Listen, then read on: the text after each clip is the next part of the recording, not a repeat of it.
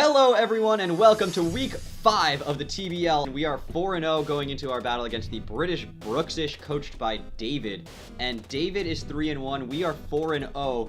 This is going to be for first place in the league, and for anyone who watched it on Saturday, this is live streamed and we will be having David and I on Discord together bantering while live streaming our league battles. This is going to be very interesting, very different. So what I wanted to make sure I did was bring a team that he wasn't expecting, because it's going to be throwing him off, and that's really important when you're doing this live against somebody, is to make sure that they're on their toes and can't really get comfortable. So this team is going to be very bizarre. This battle matters less for me than for him. If I win all the rest of my matches after this one, and he wins all the rest of his matches after this one, except for the one that we face each other, which I win, I still win the division. So it's not a big deal if I lose this week. I'm hoping not to, but it is something that I'm comfortable with losing. I would love to be 2 games up in the division halfway through, and then the rest of the games, I just have to not lose all of them and basically be okay. So, what do we got here? We've got Jellicent. Most of my Pokemon this week are not going to be nicknamed, guys. I had some issues with the with genning them and getting them all done in time, so I wanted to just get them on the screen. So they will be there, but just a heads up that they won't be nicknamed. We have Jellicent. Jellicent will be holding a Rindo Berry this week because of his Kartana. I should actually mention what his team is, shouldn't I? So he's got Kartana, as you guys can see on the screen anyway. Kartana, Excadrill, Mimikyu, Rotom Wash, Galvantula, Chandelure, Gallade, Electivire, Alolan Raticate, Muck, and Mega Blastoise. So his team's really, really scary. He's got good coverage on a lot of different move types. And so this Jellicent is rocking the Rindo Berry. It is max physical defense, so it can handle hits from Kartana and Excadrill like Night Slash if it has to. Obviously, with the Rindo Berry, it actually eats 1 Leaf Blade from a Kartana and can Will-O-Wisp it back. So, it's rocking Trick Room, Will-O-Wisp, Recover, and Scald. Now, obviously, if he brings his Electivire with Taunt, then I have to click Scald just in case. I can't click Will-O-Wisp. I may even have to switch out. And with Marowak in the back, I'm okay switching out of this Jellicent on an Electivire. But Marowak is such a good Pokemon to go with Jellicent. Marowak underspeeds his entire team. So if I can get a Trick Room up, Marowak can come in and do so much work against his team. And just for funsies, guys, this Marowak is going to be Bone Meringue, Flamethrower, Knockoff, and Substitute. So hopefully, I get this Marowak in, he switches into his Kartana, predicting me to go for a Bone Meringue. He knows he can take 1, and he'll outspeed me and then be able to threaten me out, and I can click Flamethrower, and that would be so much fun if I can do that. I don't expect it to get off, but I really didn't need another move on this thing this week. Bone Meringue and Knockoff covered the majority of his team, so I was like, what else could I run? I could run Swords Dance, but I don't think I'll be able to get a Swords Dance and a Substitute off, and I'd rather get the Substitute off. So we have Sub and we have Flamethrower, so that if his Kartana comes in and I have my Marowak in there behind a Sub, I can just click Flamethrower and kill his Kartana. So we'll see how this goes. I don't know if that's going to work out super well. Next up, we have Hazard, our Skarmory. It's got Roost, Night Slash, Toxic, and Stealth Rock. Stealth Rocks are important. He's got a couple of Spinners, an Excadrill, and Mega Blastoise, as well as a possible Defogger and Kartana, so he's definitely got ways to get rid of the rocks, but they are good to have, especially depending on what team he brings. Obviously, it super affects Galvantula, it super affects Chandelure, and Night Slash is there because a lot of things on his team, Rotom, Excadrill, Kartana, Chandelure, resist Iron Head. A lot of those things like Rotom and Excadrill also resist Brave Bird, so I went with the thing that was going to be neutral on the most of his team, which was Night Slash. Also, he can't safely bring a Gallade in, so even if he has Justified on the Gallade, he's probably not going to bring it in and get that boost. Toxic is there because I don't have great ways of answering some of his Pokemon, like Mega Blastoise, and so it might just be good to, he switches into, or Rotom to safe switch to Skarmory, just click Toxic and get that off on the Rotom when he switches it in.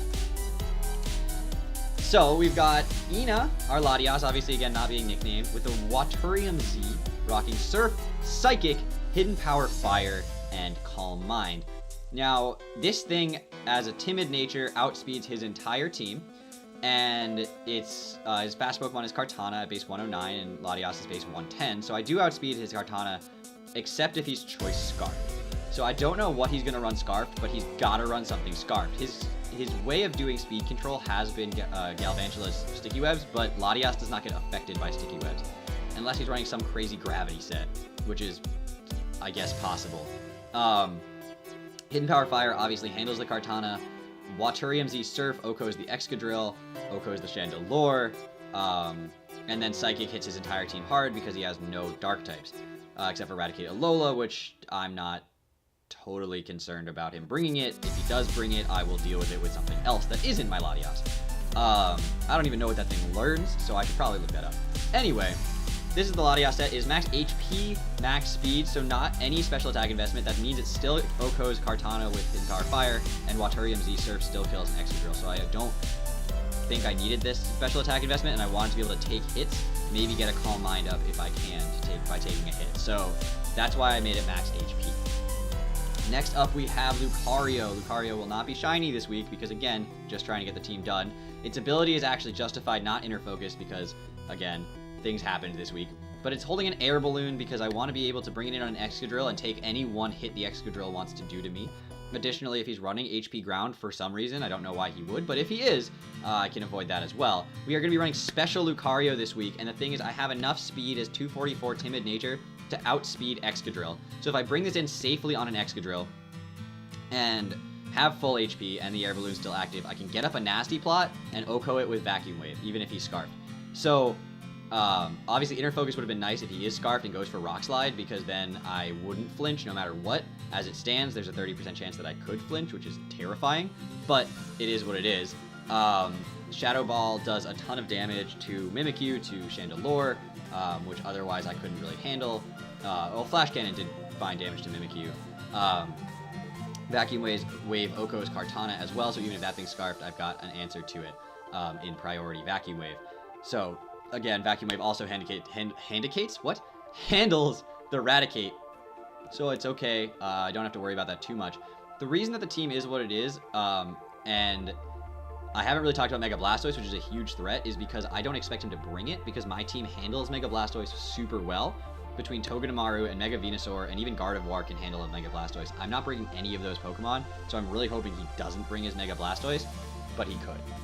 And last up we have an Umbreon, with his holding leftovers. It has Toxic Wish, Foul Play, and Baton Pass. Super standard set for the Umbreon. Bold Nature, maxed HP, maxed defense, handling Kartana and Excadrill switches remarkably well. The rest of it in Gallade decently well. Electivire, unless it has Cross Chop, isn't doing much of anything.